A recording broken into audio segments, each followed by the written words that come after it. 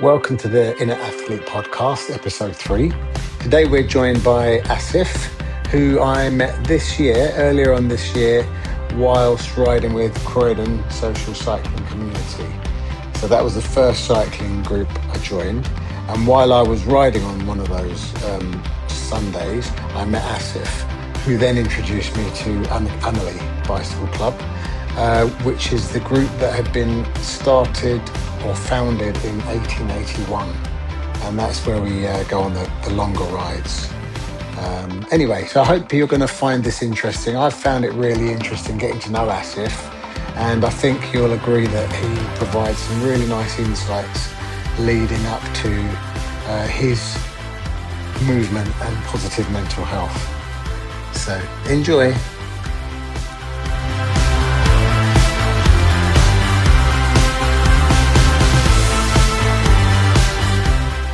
Forgot to mention the unusual setting for today's podcast was on the train back from Eastbourne. So we did an epic 80-mile ride, mainly off-road to Eastbourne, which is where these clips are from. And because I've been waiting to have a sit down with Asif, I thought the train journey would be an ideal way to get that done. Be patient with the background noise. We are wearing mics, so our voices should be prominent over the station announcements and so on. But yeah, unusual, not exactly a studio quality interview, but you should be able to hear us nevertheless.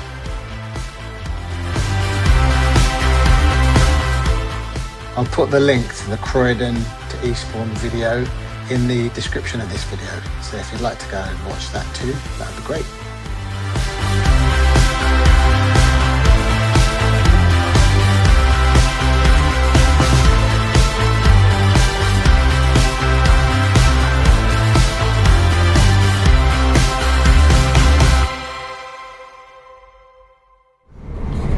Okay, welcome to the Inner Athlete Podcast, episode 3. Long-awaited episode 3. Say hello to Asif. Hello. Okay, so anyway, most of you who've been watching this channel have seen quite a lot of Asif, so probably my most featured person other than myself on the channel. And we promised to do a podcast, so the only way we could pin each other down was on the train. We've just... I'm not sure which video is coming out first, probably the little trip to Eastbourne. So we're on our way back from Eastbourne, where Asif had taken me on a bit of a road trip. So, but you'll see that in the other video. So this is the usual questions for the Inner Athlete Podcast. So, how did we meet each other and how long have we known each other? It was approximately 4 months ago, I would say. I think it was February, which is about 5 months ago. Okay. Yeah. When I met you on one of Neil's Croydon social community rides. That's it. At Queen's Gardens, I think. I can't remember the venue. Off the top of my head. Where it was. I tell you, it was the one that went into the cemeteries. There was a couple of cemeteries. We definitely did the cemeteries. So yeah. I met Vanessa on the same day I met you, and that's what reminded me. So we went to. That was when we went through your old stomping ground, which was where I think when you were married. That one. Right, towards Catford, Lewisham. Yes, that was it. It was one of those ones, right? Yeah, and we got talking about similar sort of things, similar sort of experiences in the past, and so we're very similar. We don't talk about age on this channel. We're a similar age. We're still very young, Chris. We're very young. We're young at heart. That's the main thing. Yeah. That is the main thing. Yeah. Okay. So and then all right. So where did you grow up? And how would you describe your upbringing? I grew up in Thornton Heath, which is just north of Croydon. I would describe my childhood was a bit of a mixture. I'm from quite a strict conservative Muslim Pakistani background, a lot of cultural sort of aspects to that. So I think my parents were quite strict, both my mum and dad. And it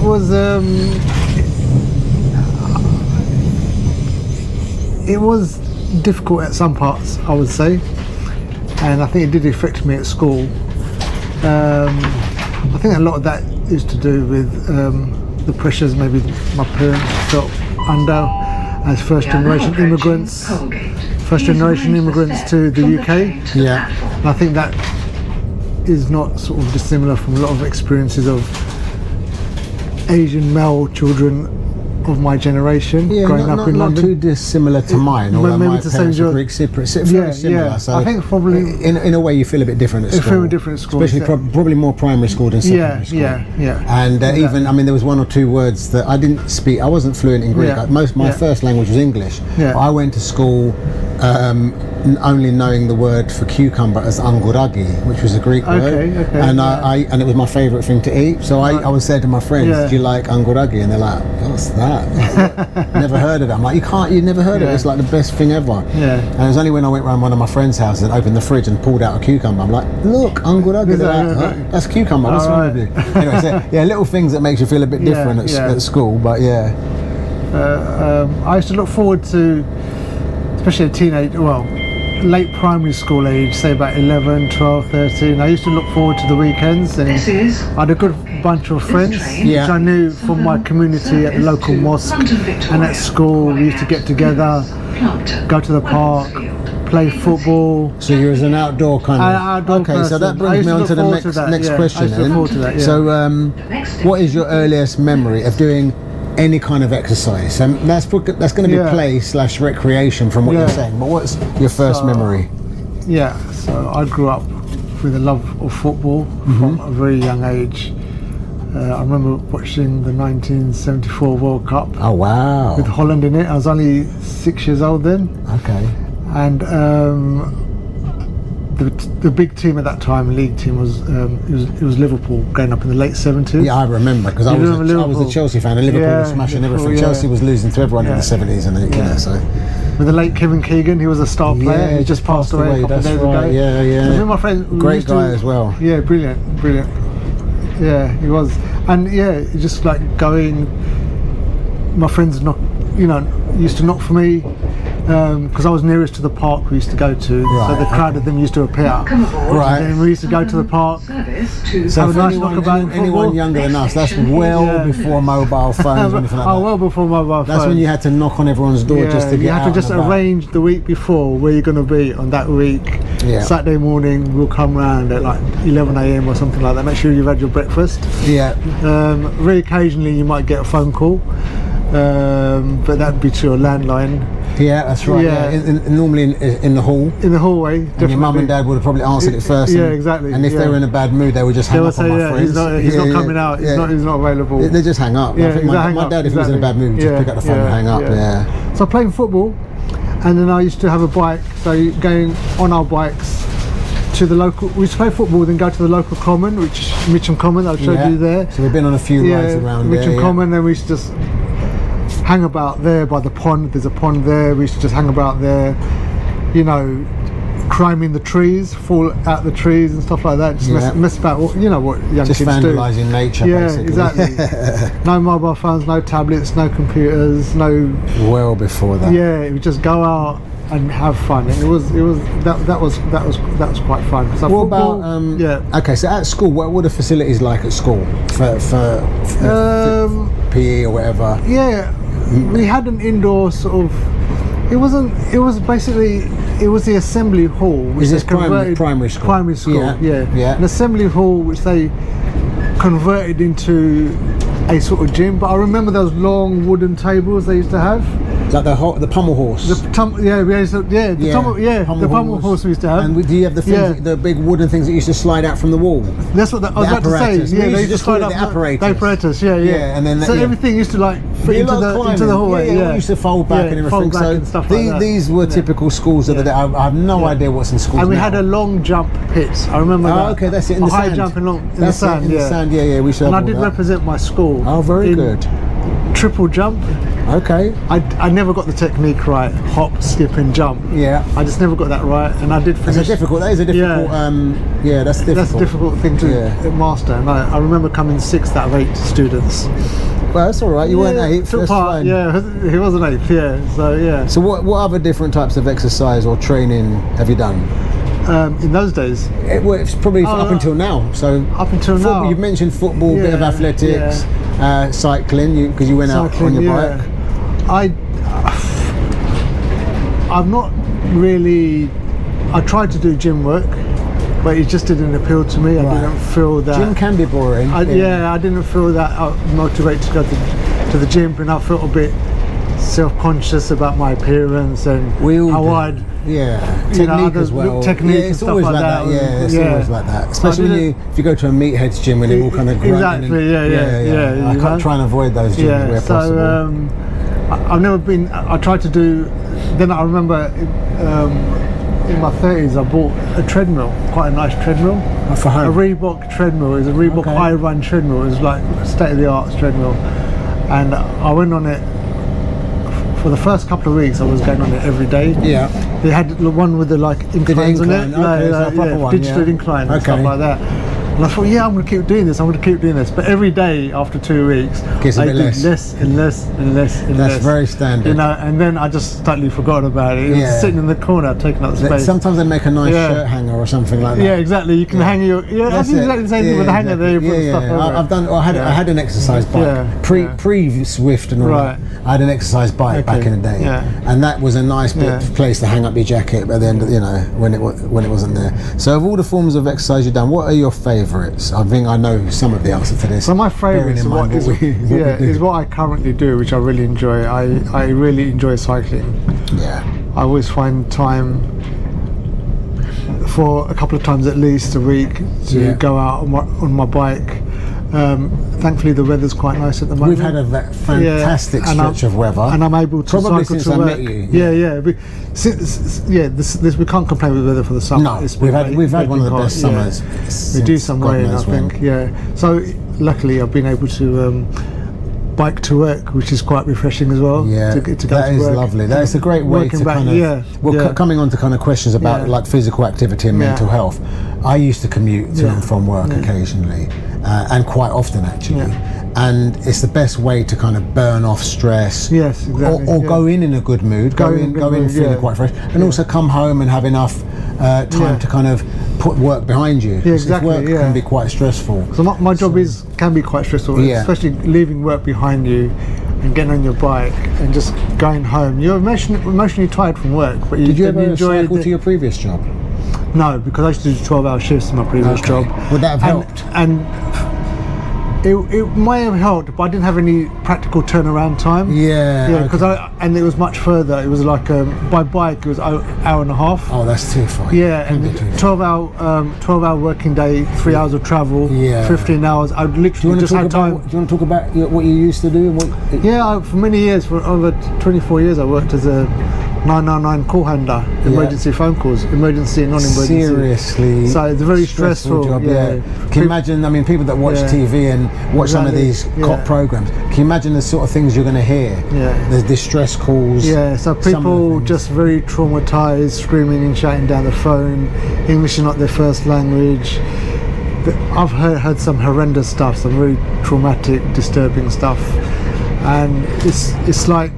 You have to get the vital information. You have to sort of constantly risk assess what's going on, especially if someone's got weapons. There's been a major altercation or violent altercation with weapons, and there's a suspect still around. You have to judge the safety to the public, the victim, and also to the police officers. So and you're keeping them on the line until officers get there. We try to keep them on the line. And an emergency phone call, if the police need to be deployed. Now, because an incident's still happening, ideally the police response time is they have to be there within 12 minutes. Sometimes they get there earlier, sometimes a few minutes later. But then you try to keep the suspect, the victim, on the line. But there's all sorts of, you get domestic assaults, you get robberies, knife point crime. unfortunately you get a lot of abuse-related calls involving children and stuff like that. Yeah. Robberies, burglaries. For 24 years. Yeah. And that's an unusually good innings, isn't it? That's a long time. I mean, for a stressful job like that, to be able to stick with it. I think I just got to, at the end of it came to a time when I could do my job very well. I won't say I was an expert. You're always learning on the job. Yeah. But I was very good at I knew how to answer any particular call. Yeah. And how to deal with that call, how to get the right information, and the dispatch side, they would dispatch officers as and when required. Yeah. But I was good at like listening, getting the vital information, putting it down, getting the right what they need to, what the officers need to know. Which was, but I think the reason I eventually left it was because I wasn't having any face-to-face contact with the public. I was sitting in a dedicated call handling centre, just taking call after call after call every day. It was quite relentless, and it was quite mentally stressful. And I wanted some day-to-day interaction with people to help them in a practical sense. People that you can feel you're helping, which is what I do in my present role. I'm a support worker, and I work with adults with complex needs, with experienced homelessness. Which is stressful in its own way. Different but kind then of stress. You get to meet people and talk to them. But you're feeling like gain a measure of trust, and you can see the difference you're making. So it's not just I'm guessing on the phone a lot of the time it's quite hard to know what happened later. You can't follow. There's a follow-up. What's happened to so now the person you can see it's a very tangible difference you're making. Very tangible difference. And you can see exactly. So and small differences do like make a big difference. Small changes and small bits of what you've done in your job that has helped someone makes a big difference. It's quite rewarding that you've made, you've done your bit, and then try to make these people progress in their lives. So now I guess with your cycling, you can commute in, you can commute out. You cycle obviously with people, because you and I cycle quite a lot together. But also you a bit like me, sometimes you just like to go out on your own. Clear your head. Go, just go in there, no responsibility for anyone else. Exactly. Because group rides can be a little bit stressful when you're trying to look after other people. People say to me like, why? I would say, whilst I've been cycling, I would say approximately half my rides I've ever done have been on my own. I'm probably about the same. And people ask me, how can you ride on your own? It's not really social or anything like that. And I say, it's not that I don't mind riding in a group, but sometimes you just feel like you want to be alone with your own thoughts. Well, it's that effect. So it's like, how would you say that cycling on your own sometimes positively affects your mental health? It's quite hard to explain, because it's quite hard to explain. But then you're alone with your own thoughts, with no. It's nice to sort of interact and talk with whoever's on the road with you, but sometimes you can have that conversation with yourself about stuff that might be on your mind and how you want to make small changes. And you're just alone with your thoughts, it's different. And then you're it's different. It's different from sitting down. Dwelling on thoughts. It's different from exercising and letting the thoughts process, because there's something about that physical activity. I used to get it from running when I was younger, and I could run when I used to be able to run a longer distance, like a 10k run or whatever. And now I get it from cycling. But there's something about that kind of motion, about that physical motion, about going through it, that allows your mind to process things more positively. So it's not the same as just dwelling on thoughts. It's actually solving it. It's solving it as well, because you're like at peace with your environment as well. Whether I'm walking, hiking, or on my bike, especially in the greener areas, and in nature, and I think that's a form of therapy for me. I think that very peaceful, very sort of liberating. I'm on my bike, alone with my thoughts. I'm not going to say that my thoughts are going to, whatever I've been thinking at that time, are going to be able to solve my life. Issues I'm facing, but little bit by little bit, it makes you reflect in a different sort of way, from see things from a different angle. And you can always I always find a way of putting more of a positive spin of things that are like maybe on my mind and troubling me a little bit. Yeah. And I feel that being on a bike ride and coming back, and I feel like I feel in a better mood generally anyway. I know, I used to get a lot, so I know it's hard to explain, but when you're saying it, I feel and know exactly what you're saying, because I used to get that on my run, and I wouldn't even necessarily go out with a problem on my mind. But when I went out on a run, and when I was fit enough to run 10k without it just being painful, I would get there and have these almost light bulb moments of going, that's not actually a problem, because I'm going to do this X, Y, and Z. And I think a long cycle ride on your own is very similar. You're doing that physical motion, your body's doing something very healthy for itself. You're often out in nature, and it's a different way of thinking. It's actually a more natural, automatic, unconscious way of thinking. So it's not the same as sitting at home dwelling on something. It's processing. So okay, so how do you feel on the occasions when you can't train for like illness or something like that? How does that make you feel? I feel that if I feel there's a day that I could have been out doing something, I like to go out and about, either it's walking or hiking. I've noticed that you're very rarely home unless you have to be. I'll always make time to do something, because it puts me in a better mood, and I feel that I've been out in nature and I've just gone out for a walk, nowhere in particular. And if I feel that I've not been able to do that, I actually later on I would feel that I could have done something that time. Yeah, you almost feel guilty for yourself, like you've let yourself I feel I could have done something at that time. I've just been at home doing other stuff that I don't really. We all have chores to do at home. Exactly. But if you haven't made that time for yourself, if you haven't made that time for yourself, and then I think to myself, that time's gone, it's not going to come back. I've got to make up for it. Make up for another time. Also, making time for yourself. It's not. This is advice for other people. It's not as necessarily a selfish thing, because once you've done that, you've then got much more energy and positivity for your family and your loved ones, and even your friends or whatever. Okay. So we're very near the end, and I promised Asif we'd do a quicker one today. No. Okay, so I would say, what advice would you give anyone who is struggling and maybe not sure where to start?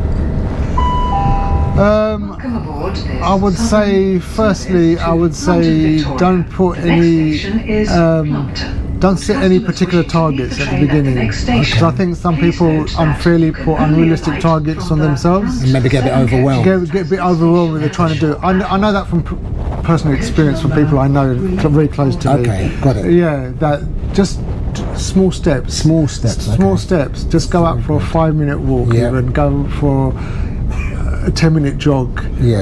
Small steps, you know. And so anyone that's ever listened to the earliest things on my channel is I was talking about goals, tiny little goals. Always set a target. The first thing, like what you're saying. If getting out for a long walk is overwhelming, how about getting out and making a target for a 5-minute walk? Exactly. Because then you can exceed it. And achieve it. And then you can say to yourself, I did this last week, or a few days ago. I went out for 15 minutes. I did half a mile, whatever. And I do the same again, and do the same again, day after day, and then after a while you can build on it. You feel, I actually enjoy this, and I can increase what I've been doing. I did the same thing when I started cycling. I didn't have the confidence 7 years ago to cycle, and I did small. So that's interesting. So that was 7 years ago that you first got your first bike as an adult. 2019. Okay. Yeah, that's since I had that. 2019. Okay, so that's that. And bike. And that's the old faithful. That one's not getting sold, so Asif is upgrading the bike, his other bike. I'm going to get and a bit like me and my older bikes, we get attached emotionally. I'm emotionally attached. That's giving me a good service. And actually, so after speaking to Asif, when you understand the mileage that this young man does, right? That bike has seen some places that you wouldn't imagine. I feel guilty if I just sort of let myself you go. Kind of, and also like me, you can put a new bar tape on it, look after it a little bit, upgrade it little bit by little. Even with the new bike, you can still look after the old one. All right. So that's good. So little targets. Little targets. Talk to people if there's anyone to talk to. Don't be afraid to talk about problems. We're quite happy. Just share your experiences, share issues. Like, I mean, and there's always someone else. We talk about stuff that. Yeah, we can talk about. We give us other tips and personal tips and how. That all helps. I mean, as we get older, maybe our egos are a little less complicated. So it's quite nice to open up and talk about stuff, which is good. It's good. And sometimes we share too much. I did today anyway. About we'll talk about prawns another time. But we know. All right. We keep that to ourselves. We'll keep that to ourselves. Okay. Anything else you'd like to add? No, it's just I do. It's not. I think it's just lovely to get out and about. I think it's very. It's a positive thing for anyone who's maybe struggling with their mental health, rather than, again, from personal experience. I know people who just, unfortunately, for whatever reason, they've become enclosed within their four walls. And for maybe like genuine reasons, stuff happen to them, and then unfortunately they're in a bad place. But I think it's always good to encourage people, or whoever it may be, to try to just interact with your outside environment. You know, and again, like you said, it could be very small. We're not talking. We did an epic ride today, so we rode nearly. Well, I rode nearly 80 miles. Asif rode 80 something miles. That for me, that was epic. But it was a long one. But it doesn't have to be that. We never started that. I mean, the beginning of the year, going out for a 15-mile ride was quite big for me. Neil, we did like 15, 20 mile rides. We did some casual rides. We ride with two different groups together.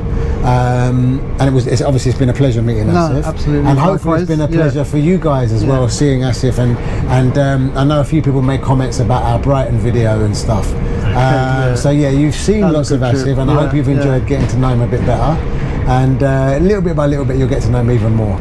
And maybe I'll getting to know me more a bit as well. But it's been a pleasure meeting and knowing Asif. I feel like I've known you for years. I mean, we get very well. We talk about meeting this February, and we've done quite a lot together. We've done quite a lot together. And it does. I mean, if someone said, in fact, even Vanessa, someone I met the same day I met as Asif, called Vanessa, just first name.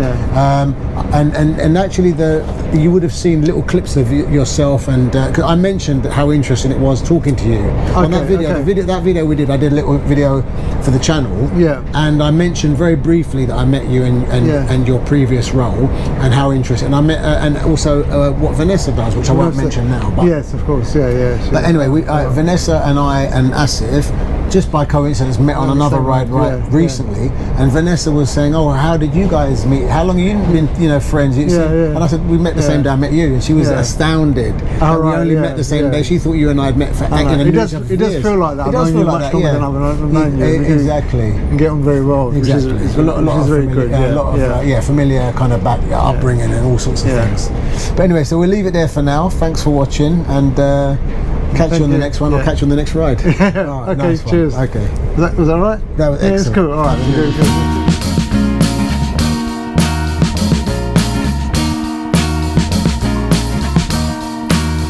I am waiting for a bus at the end of the night on the street.